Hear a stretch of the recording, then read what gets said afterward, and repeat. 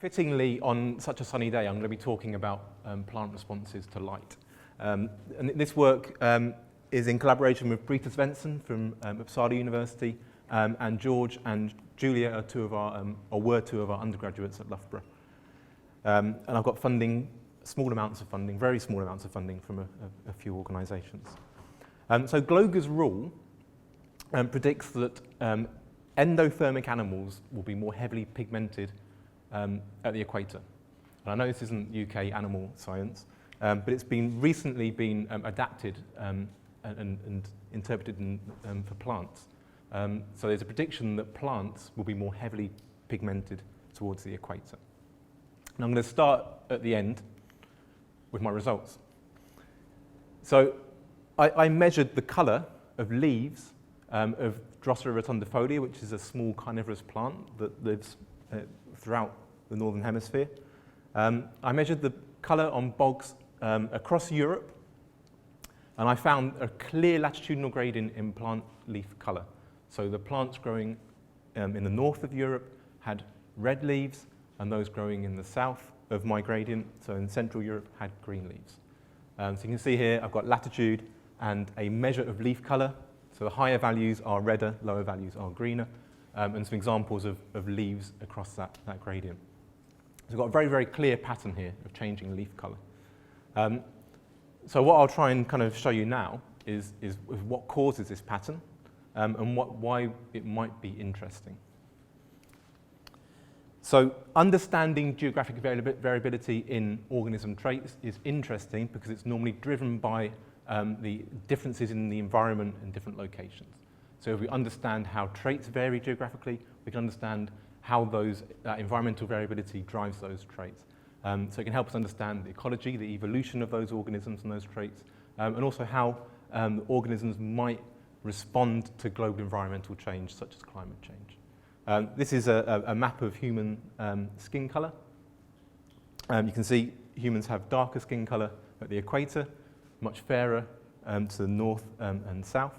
And this is driven by the amount of UV radiation, because skin pigment is photoprotective. So as you can see, there's a clear latitudinal gradient in this pattern. So carnivorous plants, they get nutrients from animal prey. They attract, catch, digest, and assimilate animal prey. And the costs and benefits of this process mean that they're restricted to light, wet, low nutrient environments. So that means that the traits of carnivorous plants have a strong pressure for adapting to high light environments and adapting to low nutrient environments. So most carnivorous plant research concentrates on the nutrients because it's kind of cool that plants eat animals and everyone wants to investigate plants eating animals. Much more ignored is these adaptations to these high light environments, which is what I've been doing here.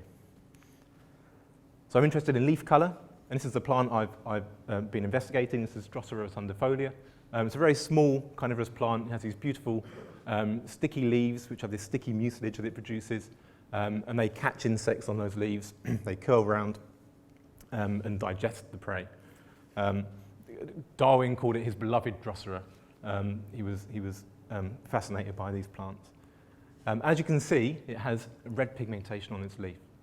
And this can vary. So this can be completely green, or the entire leaf and petiole can be completely red. Other carnivorous plants also have this red pigmentation. This is Sarracenia purpurea. Carnivory in this plant evolved independently to Drosera, but it also has this red pigmentation which varies between plants.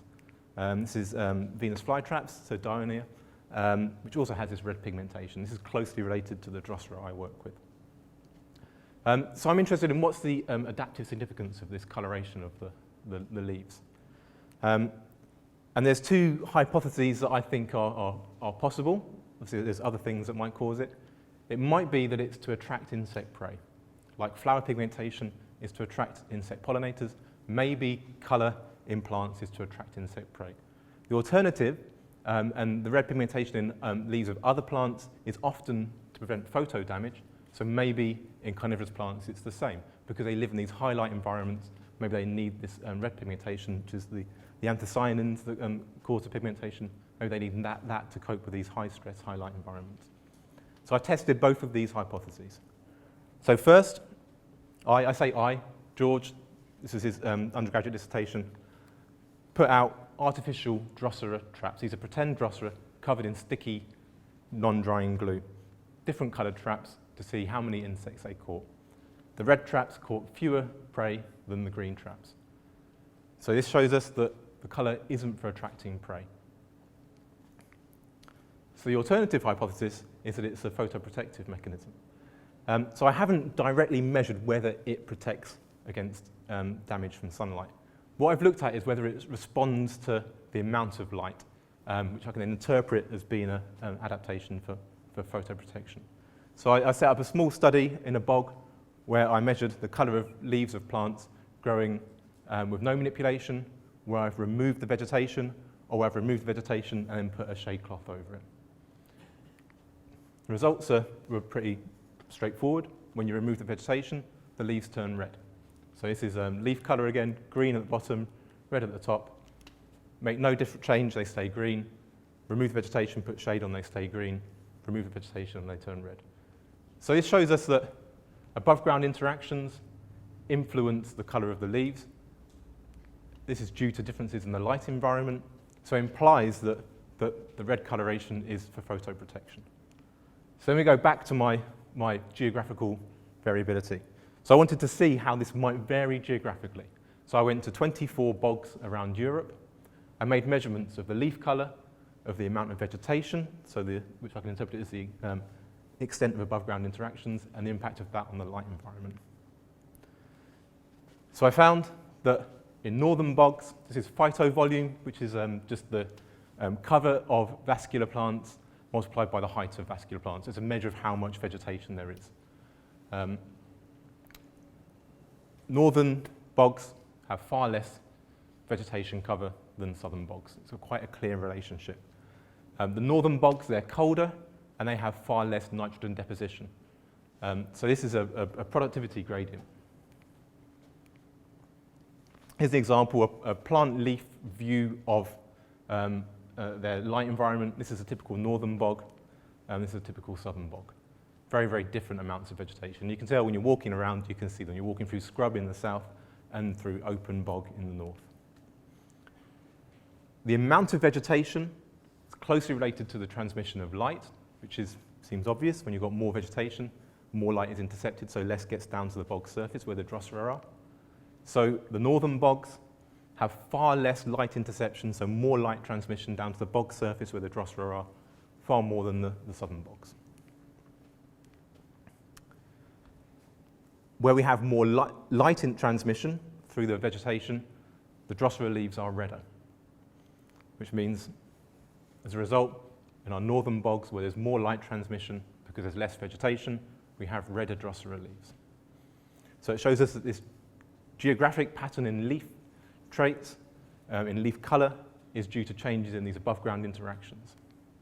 So this is interesting because this relates back to Carly Stevens' talk earlier today, talking about biodiversity loss due to nitrogen deposition. The mechanism of that loss is changes in above-ground interactions. So this is a picture of changes in this mechanism. It's an extremely important mechanism for biodiversity.